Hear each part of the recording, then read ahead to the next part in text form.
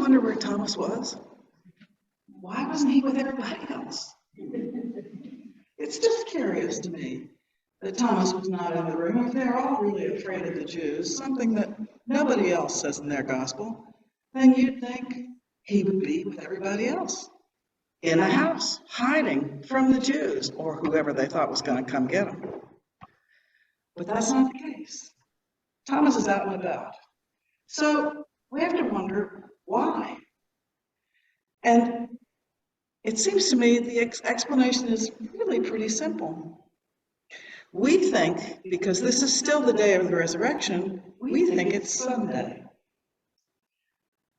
But in Jerusalem, at the time of Jesus' resurrection, this was the beginning of the work week. So Thomas is probably out, I don't know, maybe he's buying bread. Maybe he's just going to find work if he can find work. Who knows what he's doing, but being out would be normal. They're not all at the temple, they're not all in their synagogues, they're not all worshiping, they're not all hiding behind locked doors just in case somebody wants to arrest them. The city is busy, and Thomas is just out in the city. And when he comes home, all the other disciples tell him what has happened. They're hiding because Jesus was crucified. And they've heard that morning from Mary Magdalene that she saw Jesus and that the tomb is empty. And Peter and John have rushed to the tomb to see if that's actually the case, and they find the tomb empty, but they don't see Jesus. Now, it seems to me that the reason Jesus needed to appear to them, need to make another appearance, in other words, is because they weren't sure either. It wasn't just Thomas who doubted. I think it was all of them. And hear what happens when Jesus comes into the room. First of all, he comes in through a locked door. That's a little strange. And he says, "See the marks on my hands, see the mark in my side." Oh, it really is the risen Lord, the one we saw crucified and pierced just 3 days ago. It was sort of like what happens to Saul after he's had his revelation on the Damascus road, and Ananias comes and takes the scales from his eyes. The scales were sort of removed from their eyes, and they saw that, yes, indeed, it is the Lord. And they believed. And so Thomas really just has the same experience they do. It's just that beforehand he said, I'm going to have to see it for myself. It's nice you guys saw this. I'm glad Mary Magdalene had her experience. But me, I need to see it myself. And brothers and sisters, don't we all understand exactly what was going through his head? Aren't we all right there in that place going, I really would like to see it too. It might have made a big difference in the way my faith works and what I believe and what I sometimes don't believe and how I walk my way, the way of Jesus, if I had seen. But Jesus goes on to say, and it says in the gospel that he says this to Thomas, but I think he's looking at everybody when he says it. And he says, do you believe because you see? Blessed are those who will not see, but believe anyway. Well, that would be us, amongst others. Thousands and thousands and millions of others who came along before us, who have been telling the story all these years, thousands of years. They've been telling the story so that we might believe. Without seeing the risen Lord, we do not see someone with pierced hands or a pierced side. I'm not sure how we'd see his pierced side in this day and age anyway. Isn't he supposed to have clothes on? But the hands we would know for sure. We would understand that. But we know it's there. We know that body, that Christ is with us, that body, that Christ has risen, has ascended into heaven, and as we say in our creed, is seated with God, and he will come again. And we will see him when we see him. But the reading doesn't stop there, although there are a lot of scholars who say that as soon as Thomas says, my Lord and my God, the curtain comes down, and that's the end of the gospel. But we've added a few things. The business about seeing is not necessarily believing, that you have to believe without seeing sometimes. And then this bit at the end about, now these signs were written down for you so that you might believe. And that there are lots of other signs, but there's not enough paper or time to write them all down, and so this is what you have. We got to talking about this at Bible study last week, and there's always been a list of what we call the 7 signs in the Gospel of John. There's a whole book of signs. This whole segment of the Gospel is called the Book of Signs. It starts with the wedding at Cana, and it ends with the raising of Lazarus. And these are the signs in between. Yes, changing water into wine at the wedding at Cana, healing the Roman official's son long distance. The official came to him and said, "Please heal my son." And Jesus said, "Go on home, your son's cured." And his servants come rushing out to meet him and say, "You're not going to believe this, but your kid's fine." And he says, "When did that happen?" They say, "It was 2 o'clock yesterday." And he says, "That's when Jesus told me he'd be fine." Okay, so he believed.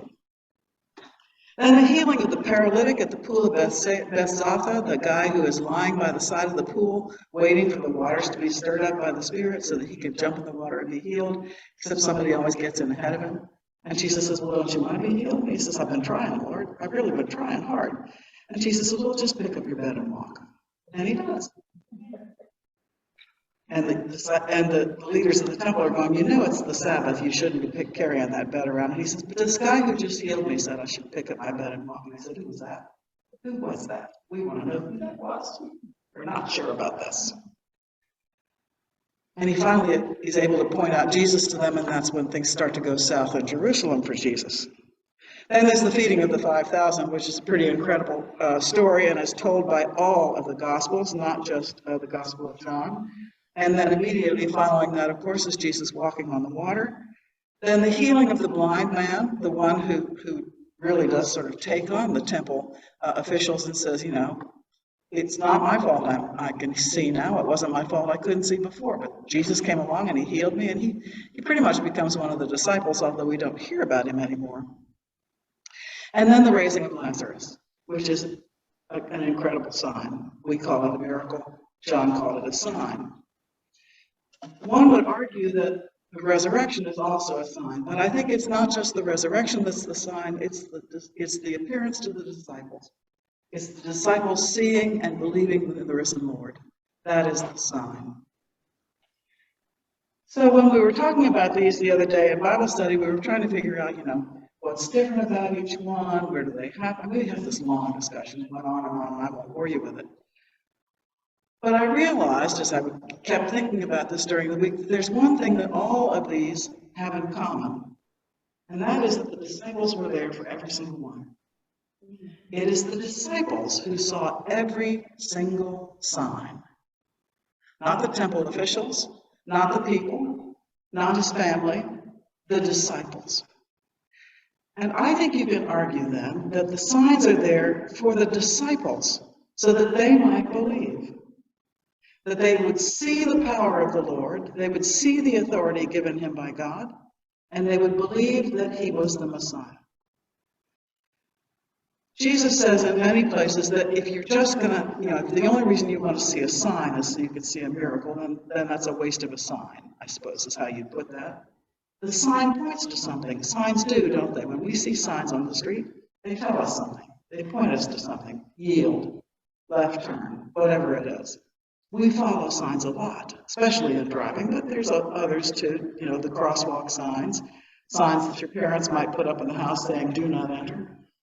A lot of teenagers have that on their bedrooms, "Do not enter my room." We put up signs so that people will know what to do, where to go, how to be. So signs are just pointers. And the signs that Jesus performed, the signs that Jesus gave to his disciples were there to say, "Look this way, see what's happening, put this together, figure it out. You are in the presence of God." And as we know, sometimes they got it, and sometimes they lost it. And sometimes they kind of had it, but sometimes they really just weren't sure at all. We are disciples, brothers and sisters. That is our job, is to be disciples of the Lord who is still living, although we cannot see him, and still performing signs. And sometimes we pay attention and realize that they are pointing us to things that we hadn't thought of before. The experience of the disciples is not one, the original disciples is not one we will have, alas, at least not until we see Jesus either at the second coming or at the end of our lives. But we are disciples, and those signs are given so that we might be pointed to the Lord, to the one who walks among us, even though we cannot see him, to the one who still says through the Spirit, go that way, do this, don't go there. And we believe, not because of the signs, but because of the resurrection. All signs after that are just signs.